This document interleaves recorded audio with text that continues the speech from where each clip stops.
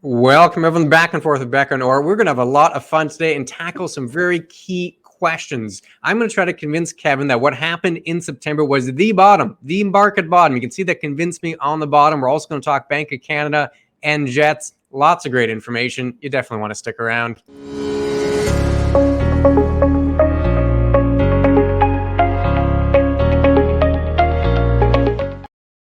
Yes, today we got a few topics we want. The Bank of Canada, what's going to go on the end of the month.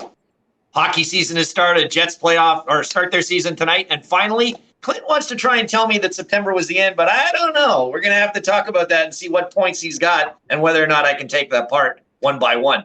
But first, we want to start off. If you want, go to our YouTube channel, click subscribe, this video, a whole bunch of other financial 15s and things. Also, like us on Facebook, and most importantly, visit the website at beckerorr.com. Blogs, information, everything you need right there for your financial presentations. Other than that, that's where we want to be today. So we're starting off. We're going to deal with the Bank of Canada first. Yeah. And Clint, what's going on at the end of this month? I'll bring the topics back up so we can see them all. There we go. Bank of Canada, October 26th. That's the next time they meet for an interest rate policy decision. They've done a lot of hiking this year, significant hiking in Canada, the U.S., really around the world. So I'm going to throw you the question here, Kevin. October 26th, Bank of Canada meets. Everyone knows it's going to go up, but it's going to be 50 basis points or 75 basis points. Well, I was fairly convinced with 50, and I still think I'm going to stick with the 50 basis points. I would be amazed if it was lower than that, but I would not be surprised if they went 75. Again, I think after the last massive rate hikes, 75, 175, everything started to look better. You have seen inflation numbers come down, but yesterday the U.S. inflation numbers came out. They weren't terrible, but they were not as good as expected. They were actually higher. So that does lead to the conversation that maybe they're going to do another 75 because they're still thinking they have to be aggressive. Of course, we won't know what this sort of effect is for probably 3 to 6 months down the road on all this rate hiking. So that's also got to be played into it. But I do believe that the way the Canadian economy's gone, I'm still thinking 50 basis points. What do you think? Yeah, I'm torn. I think it's a coin flip between 50 and 75. Like not hiking, I think is just off the table. They're definitely going to hike. It's going to be 50 or 75. I think it's a coin flip to see which one it is in my mind.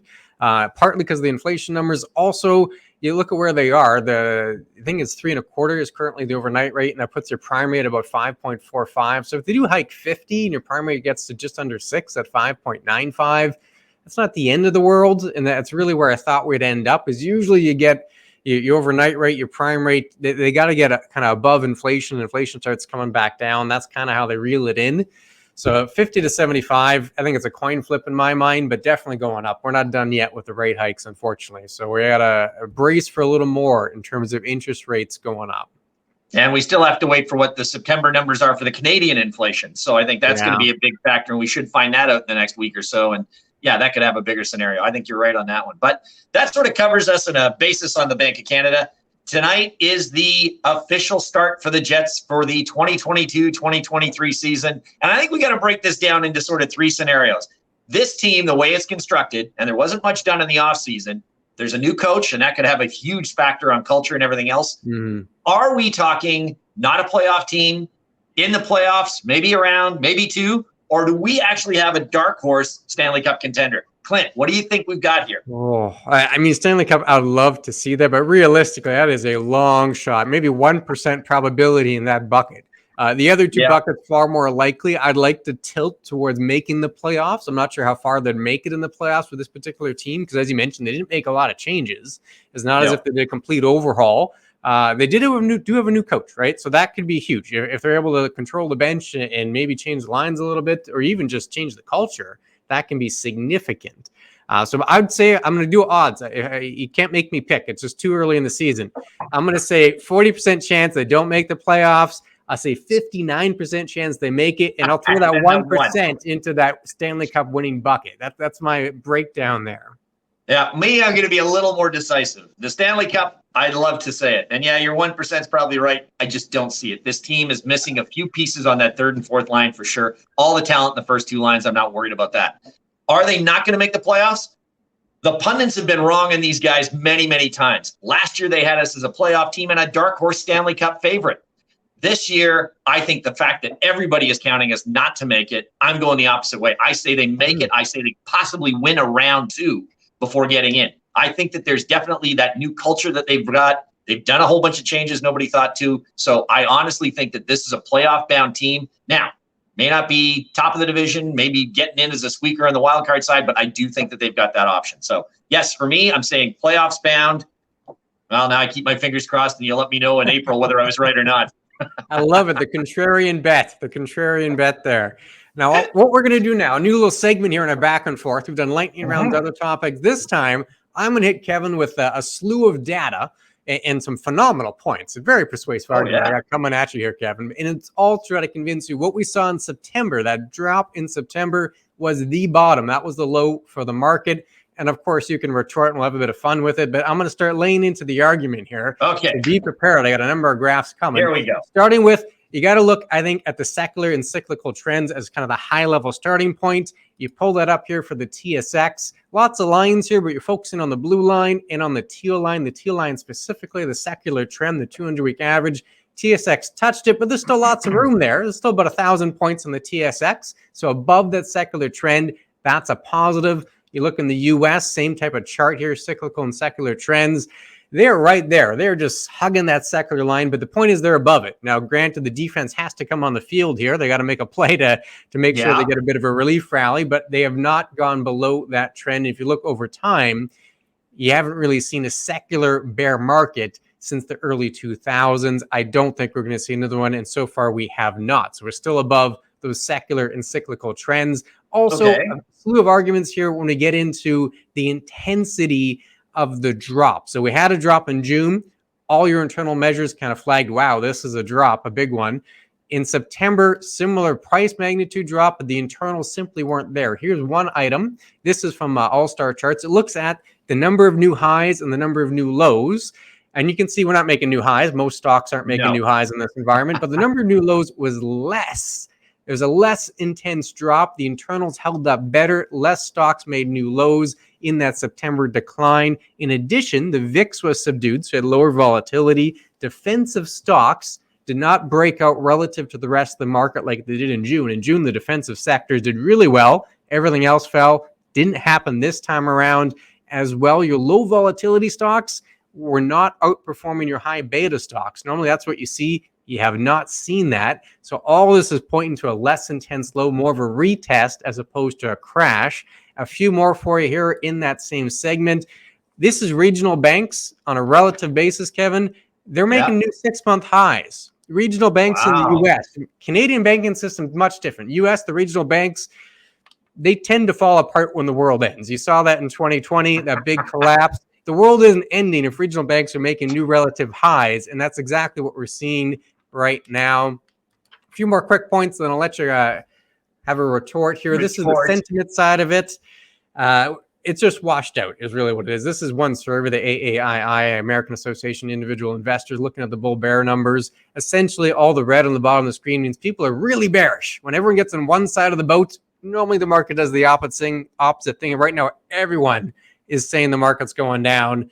So that's probably not going to happen. Usually you see the opposite when you get to those kind of extremes. Last one for here, a positive point. Look where we are in the seasonality cycle. We're entering a period of seasonal strength. That's really what this chart is telling us. So all of that to say we're still above the secular trends, a less intense low. The internals are not matching what we've seen, all those divergences, washed out sentiment, and we're at the point in the seasonal cycle where we typically start to see a bit of a rally. So all that to say what we just went through, probably the bottom. I'm going to guess you don't agree. You've got some points. And again, I'm going to play the perma bear here. I mean, this is just the way we're going to do it. I'm going to be playing the, disaster. The sky is falling. Whether I'm not believing into that factor, we'll have to see. But there are some things that need to be looked at. A lot of what you've got there, very technical, and those technical scenarios trying to trigger what's going on. What happened in the past does not necessarily mean you're going to get that going forward. Let's remember there's a couple of things here. One is we have the highest inflation we've seen in 40 years. And not only were we told originally that it was transitory inflation, but all of a sudden it became real inflation, and it is not declining as fast as everybody hoped. We've had rate after rate after rate. Now, whether that's going to play out 6 months down the road, we don't know, but inflation is still a higher number than it has been for a long period of time. And the longer that inflation lasts that way, the more rate increases that we see, that's going to have more bearing on what the market's going to do. Again, if we get more numbers that come out in October and November that are higher, they are going to continue to raise rates. And let's remember what Powell mentioned in his speech. Didn't say it this way, but what he needs for things to happen is we need more unemployment and we need wages not to keep going up. So I think that's a paraphrase from what he said. Exactly, to paraphrase what it is.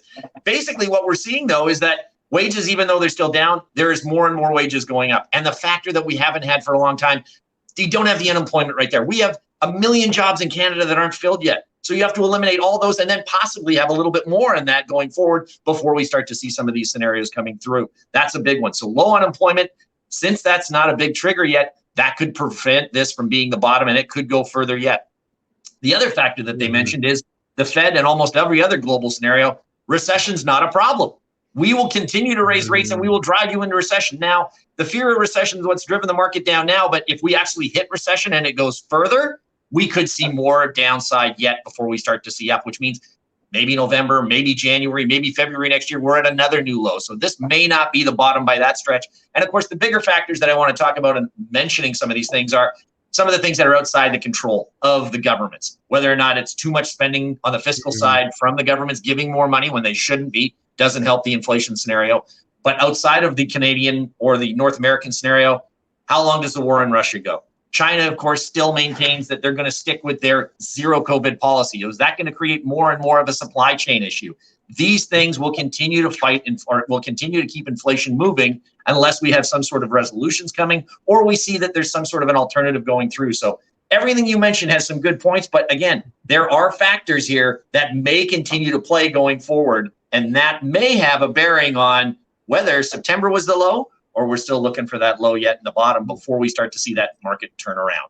Or you're probably, yeah, fair point. Quick counterpoint. You mentioned the economic recession. I got a surprise chart for you here on the economic side of things. This is the credit spreads, 10-year to 3-month credit spread. I know everyone goes 10-year to 2-year. I'm looking at the 10-year to 3-month. Hasn't inverted yet. In fact, has actually started to curl higher. It's inverted before every single recession in the past. The recessions being the gray shaded zones. We haven't actually seen the 10-year 3-month inversion yet in this cycle. So in terms of the economic recession, that could point to a milder recession or perhaps just a delayed recession, would have to see. But you didn't see spreads blow out for the September drop, which normally you would see if it was a really scary event. But in the end, I think you got to qualify. It's always weight of the evidence, as if like you're stacking onto both scales. You got to see where those scales kind of balance out. And maybe they're not necessarily all one way or all the other way. You got some evidence on both, I think, is the takeaway there. And that's exactly it. And so, I mean, at the end of the day, we wanted to make sure you get a presentation on both sides of what's going on as to where it can be. I think our stance is that, you know, we've seen things like this beforehand. Markets have come down and markets have always rallied in the past. And we do believe that that's going to be the case going forward. What the timing is almost impossible for anybody to predict, but we are probably sitting there saying we're closer to one than we are to the other. Other than that, I think that covers a lot of what the Convince Me is. If you have questions or anything you want to know about that, please forward them to us. We would be more than happy to chat with Clinton and Kevin down below and see if we can take your view as to what's going on and either try to tell you that, yes, the world's not coming to an end, or B, you better be sure that you're getting everything into cash, buying that mobile home, and you'll be fine from there. There you go. And we could both be partially right? We could see a market rally and then still have a little more turbulence down the line, right? Knowing the bottom is really only known that in hindsight, but it's certainly fun to present the argument. Chat with ClintonKevin.com. If you have questions, we'd certainly love to hear from you. We'll be back again soon with another video. Take care, everyone.